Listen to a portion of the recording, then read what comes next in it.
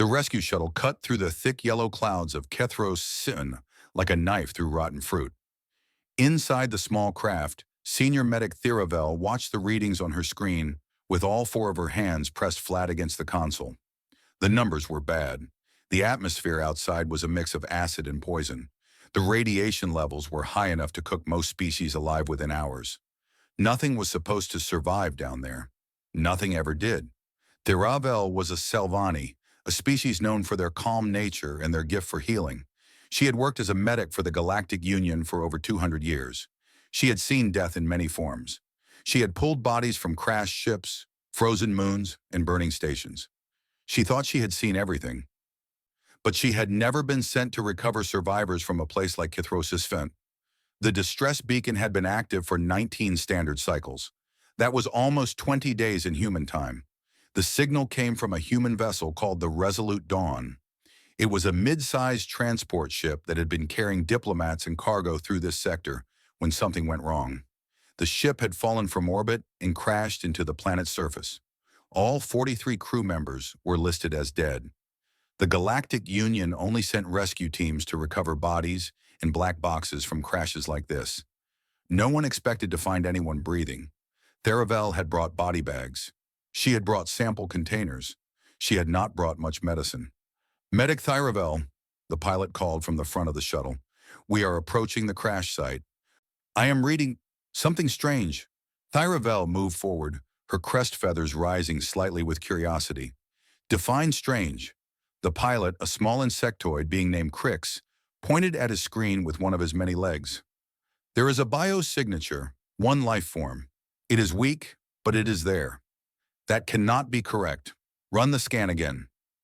Crix ran the scan 3 more times. Each time the result was the same. One life form. Still alive. Still holding on after 19 cycles in hell. Theravel felt something cold move through her body. It was not fear exactly.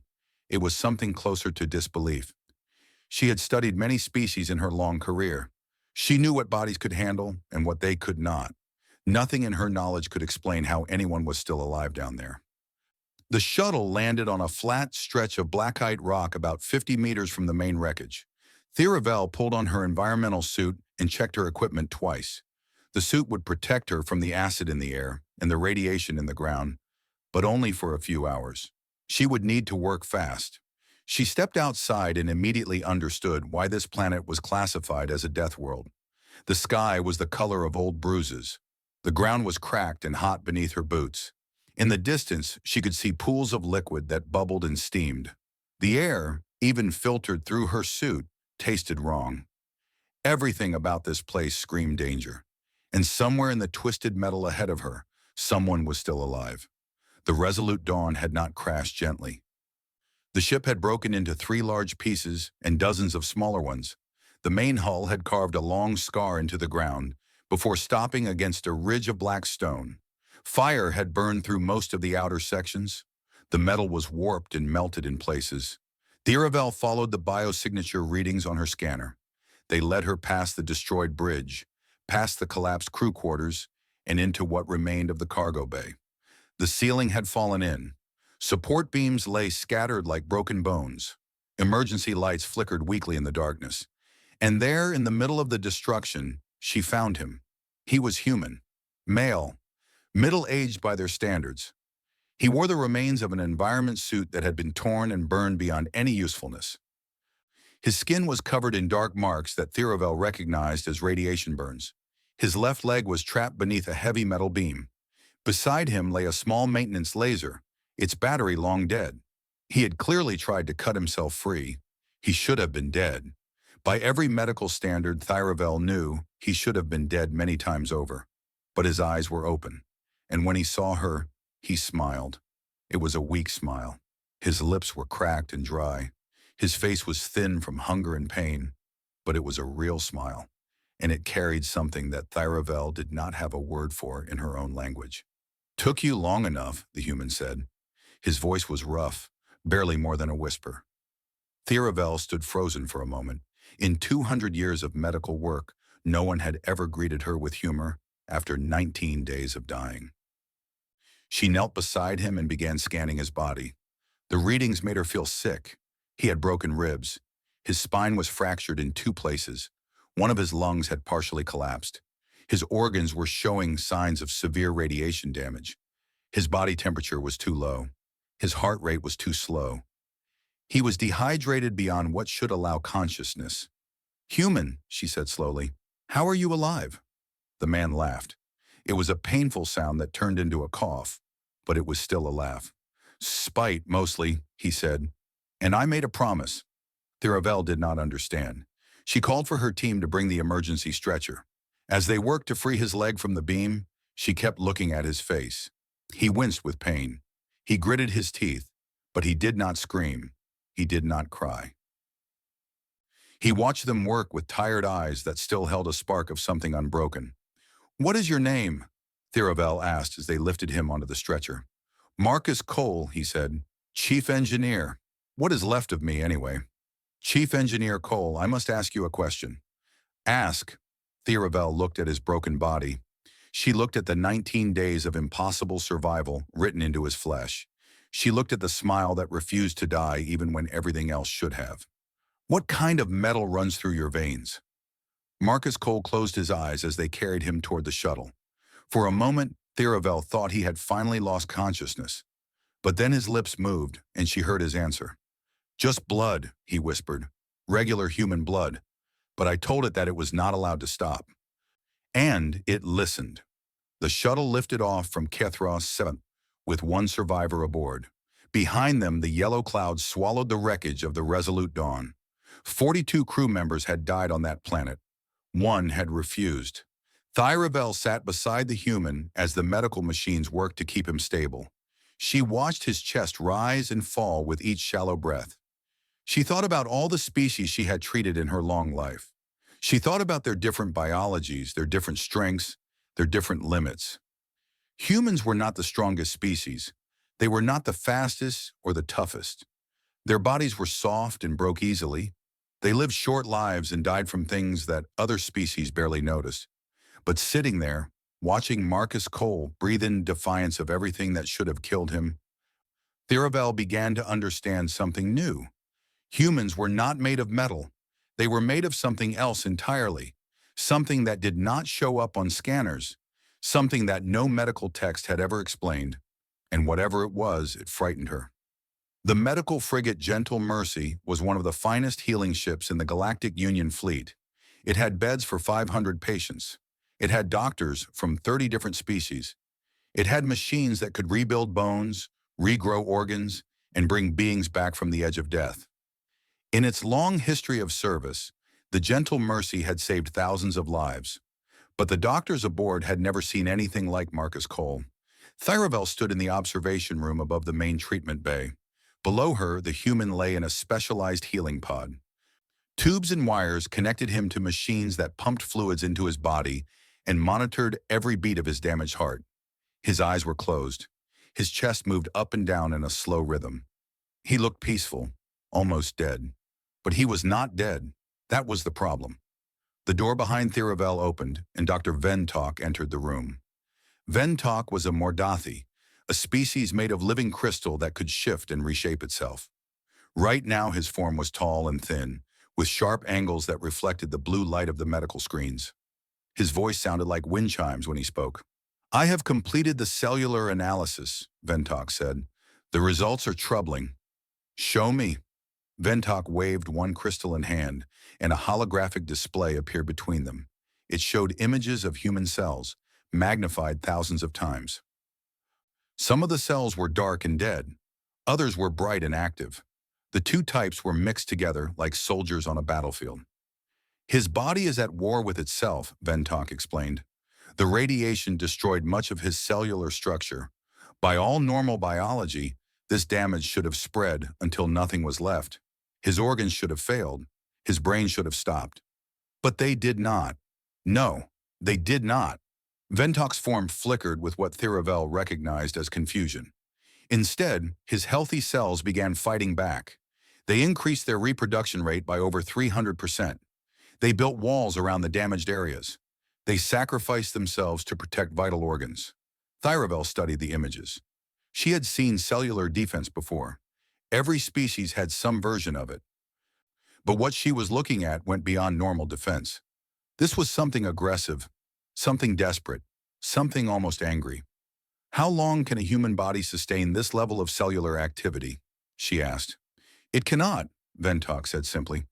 The energy required is enormous. His body should have burned through all its resources within the first 5 cycles. He should have starved at the cellular level long before the 19th day. Then how did he survive? Ventok was silent for a long moment. When he spoke again, his voice was quieter. I do not know. The mathematics do not work. The biology does not work. By every calculation I can make, Marcus Cole should be dead. He paused. And yet he continues to breathe. Tharavel looked down at the human in the healing pod. His face was still marked with burns. His body was still broken in dozens of ways.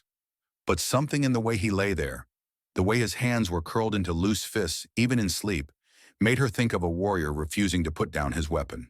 I want to see his neural scans, she said. Ventok brought up a new display. This one showed the activity inside Marcus Cole's brain. Colors flowed across the image like rivers of light. Red for pain, blue for memory, green for basic function, and in the center of it all, a bright golden glow that pulsed with each heartbeat. What is that? Thiravel pointed at the golden area. That is what troubles me most, Venetok admitted. Humans have a section of their brain that controls what they call willpower. It is the part of their mind that makes decisions, that pushes through difficulty, that refuses to give up. Many species have similar structures. Yes, but in most species, this area becomes less active during extreme trauma. The brain protects itself by reducing activity. It conserves energy. It prepares for death. Ventok's crystalline form sharpened with emphasis. In Marcus Cole, this area never stopped. It increased activity by over 500% during the 19 cycles. His brain was sending constant signals to his body, telling it to keep working, keep fighting, keep living. Thiravel felt her crest feathers rise. You are saying his mind commanded his body to survive. I am saying his mind refused to let his body die. Even when every physical system was failing. Even when there was no logical reason to continue. Some part of him simply would not accept death as an option. The two doctors stood in silence, watching the human sleep below them. The machines beeped and hummed. The healing pod glowed with soft light. And Marcus Cole continued to breathe, each breath a small victory against everything that should have stopped him. I must speak with him, Thiravel said finally. When he wakes, I need to understand what happened on that planet. I need to understand how he did this. Will he wake? Thiravel looked at the neural scans again. The golden glow of willpower was still there, still pulsing, still fighting. I believe he will. A mind that's strong does not surrender easily. She was right. 3 days later, Marcus Cole opened his eyes. Thiravel was there when it happened. She was checking his readings when his heart rate suddenly increased. His fingers twitched. His eyelids fluttered. And then he was looking at her with those strange human eyes that held too many emotions at once. Where am I? His voice was stronger now, though still rough. You are aboard the medical frigate Gentle Mercy. You are safe. Marcus tried to sit up. His face twisted with pain, and Thiravel gently pressed him back down. Do not move. Your body has been through severe trauma. You need rest. My crew, Marcus said. The others. Did anyone else make it? Thiravel hesitated. She had been a medic long enough to know that some truths were harder than any wound. She had seen patients survive terrible injuries only to break when they learned about lost loved ones. Chief Engineer Cole, she said carefully, you were the only survivor. She watched his face. She expected grief. She expected despair. She expected the bright golden glow of his willpower to finally dim. Instead, she saw something that surprised her. His jaw tightened. His eyes grew hard. The monitors showed his heart rate increasing, not with panic, but with something that looked almost like determination. Tell me what happened to them, he said. Tell me how long they survived. Tell me everything. Why? Marcus Cole looked at her with eyes that had seen 19 days of hell and still refused to look away. Because they fought, he said. Every single one of them fought to survive. And if I am the only one left to remember that, then I need to remember it properly. I owe them that much. Thiravel felt something shift inside her chest. In 200 years, she had treated thousands of patients. She had seen courage and fear in equal measure. But she had never seen anything quite like this. The human was not asking about his own injuries. He was not asking about his own chances of survival. He was asking about his dead crew members because he felt he owed them something. She pulled a chair close to his bed and sat down. "Very well," she said. "I will tell you everything I know. But first you must promise me something." "What?" "Promise me you will help me understand. Not just what happened, but how you survived it. Because what you did on that planet should not have been possible. And I need to know why." Marcus Cole nodded slowly. "I will try, but I should warn you, Doc. The answer might not make any sense." Thiravel leaned forward. "Try anyway." And so he began to talk. Marcus Cole's voice was calm as he told his story. It was the voice of a man who had accepted certain things about himself and the universe. It was the voice of someone who had walked through fire and come out the other side changed forever. Thiravel listened without interrupting. Her medical training had taught her that sometimes the best thing a healer could do was simply be present. So she sat beside his bed in the quiet recovery room and let him speak. "The crash happened fast," Marcus began. "We were making a standard approach to a jump point when something hit us. We never found out what it was. Maybe a piece of debris, maybe a system failure. One second everything was normal. The next second alarms were screaming and the ship was falling."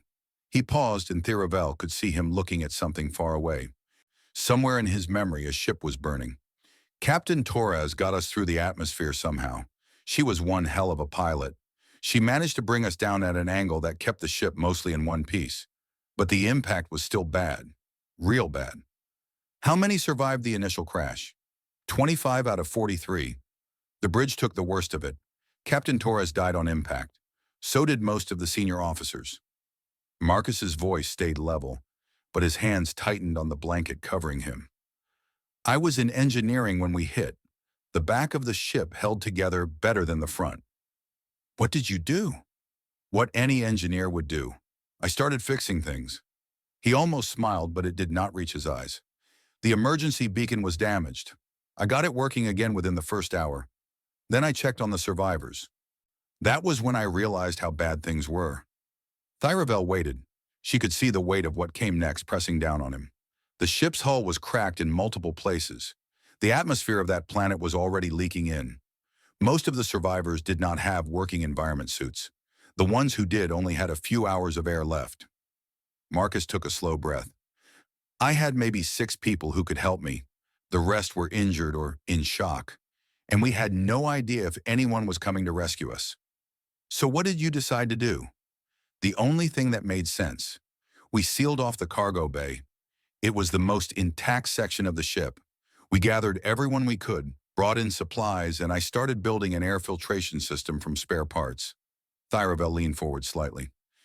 "You built a life support system from cargo ship components?" "It was ugly as hell, but it worked. Mostly." Marcus shook his head. "The problem was power. The ship's main generator was destroyed. We only had emergency batteries and they were draining fast. Every hour I had to choose between keeping the air clean and keeping the lights on." "What did you choose?" "Air. Always air. We learned to live in the dark." The story continued. Marcus described the first few days in detail, how he organized the survivors into teams, how he set up a rotation for sleep and work, how he rationed the food and water to make it last as long as possible. He spoke about each crew member by name. He remembered their jobs, their personalities, their fears. Lieutenant Vasquez was our security officer. Tough as nails, that woman. She kept everyone calm when things got bad. The Henderson twins were cargo specialists. They were young, maybe 20 years old. First assignment out of training. His voice softened. They were scared out of their minds, but they never stopped working. Never complained once. When did things begin to fail? Marcus was quiet for a long moment. Day 5. That was when we lost our first person after the crash. Ensign Park. The radiation got to him faster than the others. He just went to sleep and never woke up. He stared at the ceiling. We buried him in a storage container. It was the best we could do. After that, the deaths came slowly but steadily. The radiation worked through their bodies despite everything Marcus tried. The food ran out on day 10. The water ran out on day 12. People began to get weak. They began to get quiet. By day 15, there were only 4 of us left. Me, Vasquez, and the Henderson twins. Marcus's voice finally cracked, just a little. I kept telling them help was coming. I kept saying the beacon was working, and someone would find us. I do not know if they believe me. I do not know if I believe me. But you kept working. I had to. The filtration system needed constant repairs. The batteries were almost dead. If I stopped, everyone would die within hours. He looked at Theravel with something raw in his eyes. Do you understand? I could not stop. Stopping meant killing them. Theravel nodded slowly. She was beginning to understand something about this human. His survival was not about himself. It never had been. Day 17, Marcus continued, his voice dropping lower. Vasquez went to sleep next to me. She said she was tired, said she just needed a rest for a while. I told her it was okay. I told her I would wake her when the rescue ships came. He stopped talking.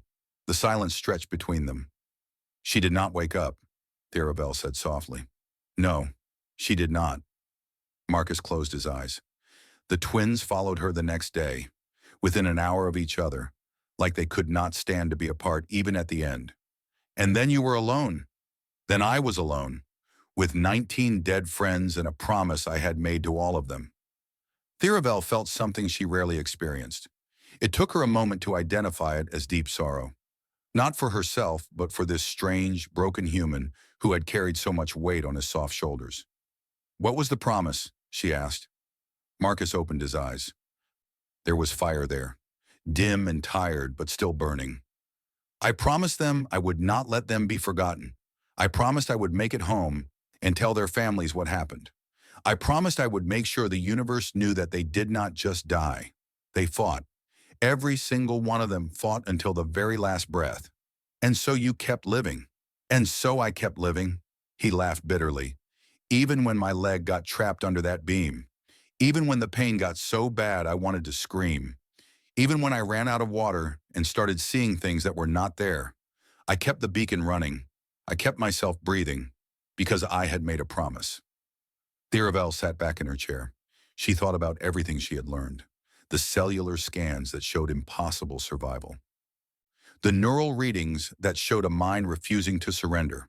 And now this story of a man who stayed alive not for himself, but for the people he had lost. Chief Engineer Cole, she said carefully, I have treated many species in my career. I have seen beings with stronger bodies than humans.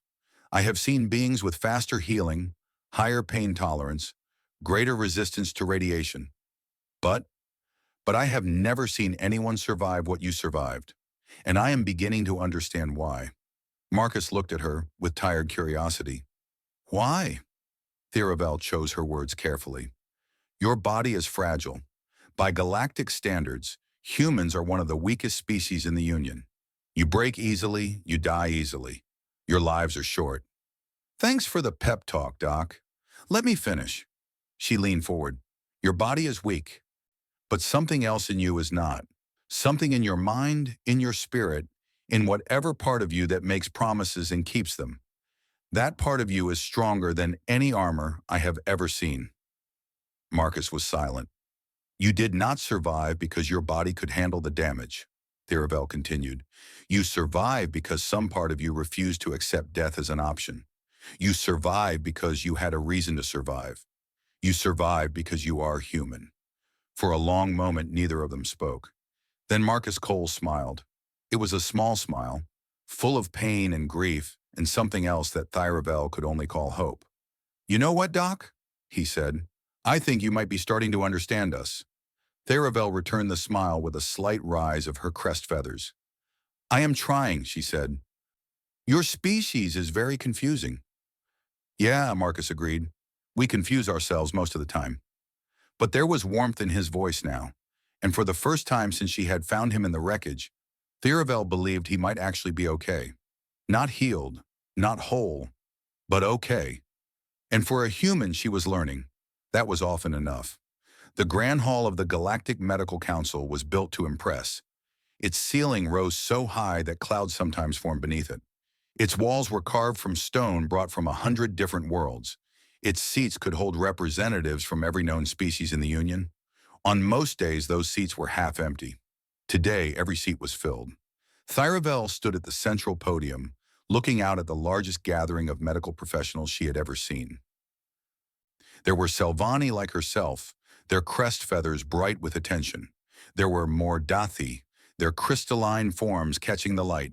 There were insectoid cricks, aquatic ven, gaseous tholmi, and dozens of other species she could barely name. They had all come for the same reason. They had all heard about the human who should have died. Honored colleagues, Theravel began, her voice amplified to reach every corner of the vast hall. Thank you for attending this emergency session. I know many of you have traveled great distances. I promise your time will not be wasted. She pressed a control on the podium, and a holographic image appeared behind her. It showed a human male, covered in burns and wounds, lying in the wreckage of a crashed ship. Even as a frozen image, there was something striking about the way he held himself. Something unbroken. This is Chief Engineer Marcus Cole of the human vessel Resolute Dawn. 6 weeks ago, his ship crashed on Kethros 7, a planet classified as immediately lethal to all known life forms. All 43 crew members were presumed dead. She pressed another control. New images appeared, medical scans, radiation readings, environmental data. The atmosphere of Kethros 7 contains sulfuric compounds that destroy organic tissue within hours. The radiation levels exceed safe limits by a factor of 800. The surface temperature varies between extreme heat and extreme cold. No species in our records has ever survived more than 16 hours on this planet. A murmur ran through the crowd. 16 hours. The number hung in the air like a challenge. Marcus Cole survived for 19 standard cycles, approximately 456 hours, 28 times longer than any previous recorded survival. The murmur became louder. Representatives leaned forward in their seats. Some began typing notes on their personal devices. During this time, Theravel continued, he sustained injuries that should have killed him multiple times over. Third-degree radiation burns covering 40% of his body, a fractured spine, 6 broken ribs, a partially collapsed lung, severe dehydration, near total starvation. She brought up the cellular scans that Dr. Ventok had shown her weeks ago. The images of cells at war with themselves filled the display. His body was destroying itself from the inside. The radiation damage triggered cascading failures in multiple organ systems. By every biological model we have, he should have died within the first 5 cycles. Then how did he survive? The question came from somewhere in the upper seats. Theravel could not see who asked it, but she was grateful for the interruption. That is why I called this session, because the answer challenges everything we think we know about biology and survival.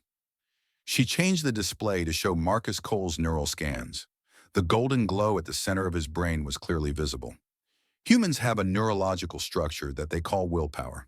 It is similar to determination centers found in other species, but with some important differences. In most beings, this area becomes less active during extreme trauma. The brain conserves energy, it prepares the body for death. Theravel pointed at the golden glow. In Marcus Cole, this area never stopped working. In fact, it increased its activity by over 500% during his 19 cycles of survival. His brain was sending constant signals to every part of his body. Keep working, keep fighting, keep living. You are suggesting he survived through mental force alone? Another voice from the crowd, this one skeptical. I am suggesting that his mind refused to give his body permission to die, and somehow, against all biological logic, his body listened. The hall erupted into discussion. Theravel could hear fragments of conversation from every direction. Impossible, fascinating, unprecedented. She let them talk for a moment before raising her hand for silence. There is more. During my interviews with Chief Engineer Cole, I learned something about the context of his survival. He was not simply fighting to save himself. He was fighting to keep a promise. She told him about the crew of the Resolute Dawn, about the 25 survivors who had slowly died over 19 days, about Marcus Cole working without rest to keep them alive, about the promises he made to each of them as they passed. He stayed alive because he felt he owed it to them. He stayed alive because he had promised to tell their story. He stayed alive because, in his own words, he could not let their deaths mean nothing. The hall was quiet now. Even the most skeptical faces had grown thoughtful. "This brings me to my central finding," Theravel said. "Human biology is not exceptional. Their bodies are soft and fragile. They lack natural armor, regeneration, or resistance to environmental hazards. On paper, they are one of the weakest species in the Galactic Union." She paused for effect. "But humans do not survive on biology alone. They survive on something else, something we do not have a proper name for in our medical texts. They call it willpower. They call it determination. They call it stubbornness." A slight laugh rippled through the audience. "But I think the most accurate description is this: humans do not know how to give up. When their bodies try to fail, their minds simply refuse to accept the failure. They override their own biological systems through sheer force of will. They tell their cells to keep working, and somehow their cells obey." Elder Kethmori, the ancient head of the medical council, rose from his seat. He was a Tholmai, a being of shifting gas and light who had lived for over 1,000 years. When he spoke, his voice echoed through the hall like distant thunder. "Medic Theravel, this is a remarkable report, but I must ask you something personal." "Of course, Elder. When you first found this human in the wreckage, what was your reaction? What was the first thing you said to him?" Theravel remembered that moment with perfect clarity. The yellow sky above, the broken ship around her, and in the middle of destruction, a human who should not have been breathing, smiling at her through cracked lips. "I asked him a question," she said. "The only question that seemed to fit what I was seeing." "And what question was that?" Theravel felt her crest feathers rise with the memory. "I asked him what kind of metal ran through his veins, because I could not understand how anything made of flesh could survive what he had survived. I thought there must be something hidden in his blood, something artificial, something that explained the impossible." "And how did he respond?" The hall went completely silent. Every species, every representative, every being in that vast space was waiting for her answer. He said, "Just blood, regular human blood." Theravel paused, letting the words hang in the air. "But he also said that he had made it a promise. He told his blood that it was not allowed to stop. And it listened." Elder Kethmori was quiet for a long moment. Then he made a sound that his species used to express deep thought. "So the metal in his veins," the elder said slowly, "was not metal at all. No, Elder. It was something else. Something that cannot be measured or scanned or put into a medical database. But it is real. I have seen it with my own eyes. And I believe it is the key to understanding why humans are so much more dangerous than their biology would suggest." The elder nodded slowly. "Thank you, Medic Theravel. You have given this council much to consider." Theravel stepped down from the podium. As she returned to her seat, she could feel the weight of 1,000 eyes upon her. She could hear the whispered conversations beginning again. She knew that her report would be discussed, debated, and analyzed for years to come. But she also knew that no amount of discussion would truly capture what she had seen in that cargo bay on Kethros Sevens. Some things could not be explained. They could only be witnessed.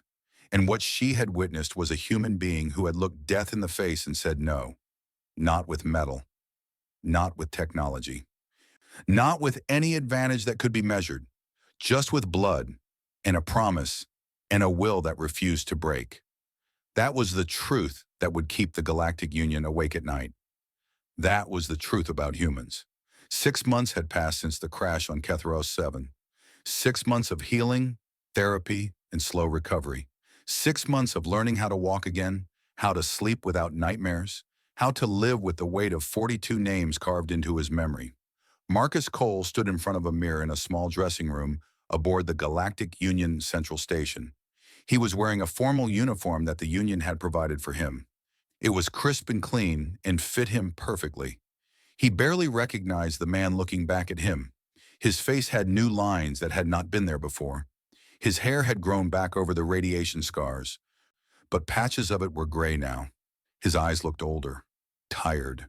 They had seen things that most people would never understand. But he was alive. Against every prediction, every calculation, every reasonable expectation, he was still breathing. There was a soft knock at the door. Theravel entered, her crest feathers arranged in a formal pattern that Marcus had learned meant respect. "It is time," she said. "Are you ready?" Marcus adjusted his collar and took a deep breath. "Not really, but when has that ever stopped me?" They walked together through the corridors of the station. Theravel had stayed with Marcus throughout his recovery. She had become something between a doctor and a friend. She had helped him understand the alien world he was now a part of. She had listened when he needed to talk about his crew. She had sat in silence when words were not enough. "Nervous?" she asked as they approached the main assembly hall. "A little." Marcus smiled weakly. "I never liked public speaking. I prefer machines. Machines make sense. People are complicated. You will do fine. Just be yourself. That is what I am afraid of." The doors to the assembly hall opened, and Marcus felt his breath catch in his throat. The hall was enormous. It stretched out before him like a canyon made of light and stone. Thousands of seats rose in tiers on every side, and every seat was occupied. Beings of every shape and size filled the space. Some had scales, some had feathers, some had no solid form at all. The diversity of life in the Galactic Union was on full display, and all of it was watching him. At the far end of the hall, a raised platform waited. Elder Keth Mori stood there, his gaseous form swirling with colors that Marcus had learned meant solemnity. Beside him, on a small cushion, rested a medallion made of some metal that seemed to glow from within. The Galactic Cross of Valor, the highest honor the Union could give. Marcus walked toward the platform. His limp was still visible. The nerve damage in his leg had been too severe for even the Union's best doctors to fully repair. He would carry that reminder of Kethros 7 for the rest of his life. But he walked anyway, one step at a time, just like he had done in those 19 days of darkness. The hall was silent as he climbed the steps to the platform. Elder Keith Mori regarded him with something that might have been curiosity or wonder, or both. "Chief Engineer Marcus Cole," the elder's voice rolled through the hall like distant thunder. "You stand before this assembly as a representative of your species and as a symbol of something we are still struggling to understand." Marcus said nothing. He simply waited. 6 months ago, you survived an ordeal that should have been fatal. You endured injuries that should have killed you. You watched your friends die one by one, and still you continued to fight. When your body tried to give up, your mind refused to let it. When hope seemed impossible, you created hope from nothing. The elder's form shifted and pulsed with emotion. The Galactic Union has existed for thousands of years. We have seen many species rise and fall.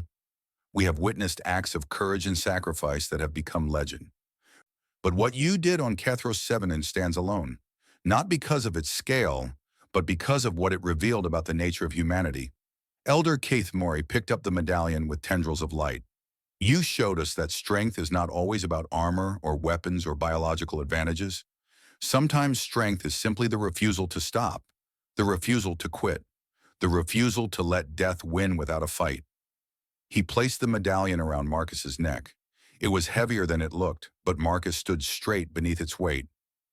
"Chief Engineer Marcus Cole, on behalf of the Galactic Union, I present you with the Galactic Cross of Valor. May your story inspire all who hear it." The hall erupted in sound. Different species had different ways of showing appreciation. Some clapped, some clicked. Some produced musical tones or flashes of color. Together, it created a wave of noise that washed over Marcus like a physical force. He stood there, feeling the weight of the metal in the eyes of thousands upon him. He was supposed to give a speech now. Everyone expected words of wisdom, some grand statement about human nature or the power of will. But Marcus Cole was an engineer, not a poet. He did not know how to dress up the truth in fancy language. So he simply told it. "I am not a hero," he said, and his voice carried through the suddenly quiet hall. "I am just an engineer who got lucky, or unlucky, depending on how you look at it." A few uncertain sounds came from the audience. They had expected something different. People keep asking me how I survived. They want some secret, some trick, some special thing about humans that explains the impossible. He shook his head. But there is no secret. There is no trick. I survived because I could not accept the alternative. He paused, thinking about his crew. Vasquez, the Henderson twins, Captain Torres. All of them, gone now, but not forgotten, never forgotten. I made promises to my friends as they died. I told them I would not let their sacrifice be meaningless. I told them I would make it home and tell the universe about them, about how they fought, about how they never gave up, even at the end. His voice grew stronger.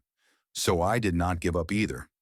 Not because I am special, not because humans are better than anyone else, but because giving up would have meant breaking my word. And where I come from, your word is all you really have. He looked out at the assembled species. So many different faces, so many different forms of life. All of them watching him, trying to understand. You want to know what makes humans strong? It is not our bodies. We are weak. We break. We get sick. We die. He tapped his chest. But somewhere in here, we have something that does not break so easily. Call it stubbornness. Call it will. Call it being too dumb to know when to quit. A few sounds of amusement rippled through the crowd. I am not special, Marcus repeated. Any human would have done the same. We are just built that way. When something tries to knock us down, we get back up. When someone tells us something is impossible, we try anyway. When death comes for us, we look it in the eye and say, not today. He touched the medallion around his neck. This is a beautiful honor. I will treasure it forever. But I did not survive for medals or speeches. I survived because I had people counting on me. I survived because I made a promise. And a human keeps their promises. He stepped back from the podium. That is all I have to say. Thank you. The silence lasted for 3 heartbeats. Then the hall exploded again with sounds of approval. Louder this time, more emotional. Marcus could see beings wiping tears with tentacles, feathers, and appendages he did not have names for. He walked down from the platform and found Theravel waiting for him. Her crest feathers were fully raised in what he now knew was her species' highest expression of respect. That was not what they expected, she said. No, it was just the truth. She walked beside him as they left the hall through a side door. Behind them, the sounds of the crowd slowly faded. Marcus, she said as they walked, may I ask you one final question? Go ahead. After everything you have been through, the pain, the loss, the 19 days of fighting alone against death itself. She stopped walking and turned to face him. Would you do it again? Marcus thought about the question. He thought about the yellow sky of Kethros 7. He thought about the darkness of the cargo bay. He thought about holding Lieutenant Vasquez's hand as she slipped away. He thought about all the pain that still woke him up at night. Then he thought about the promises he had made, the people who had believed in him, the story he had survived to tell. Every single time, he said, that is the thing about humans, Doc. We are not made of metal. We are not built to last forever. We are soft and breakable, and we only get maybe 80 years if we are lucky. He smiled, and for the first time in months it reached his eyes. But we choose to be unbreakable. Every day, every moment, we make the choice. And that choice is the strongest thing in the universe. Theravel watched him for a long moment. Then she did something she had never done before. She reached out with one of her 4 hands and touched his shoulder gently. I am glad you survived, Marcus Cole. Yeah, he said softly. Me too. Later that night, alone in his quarters, Theravel updated her medical files. She added a single notation to the entry for Marcus Cole and, after consideration, to the general file on human biology. It read simply, human physiology, fragile. Human psychology, unbreakable. Threat assessment, approach with caution. Recommendation, never give them a reason to fight. She saved the file and looked out the window at the stars beyond. Somewhere out there, humans were building their ships, raising their children, and making their promises. Soft, breakable creatures who chose every day to be stronger than they had any right to be. The universe had no idea what it was dealing with, but Theravel was beginning to understand. and that understanding would stay with her for the rest of her very long life.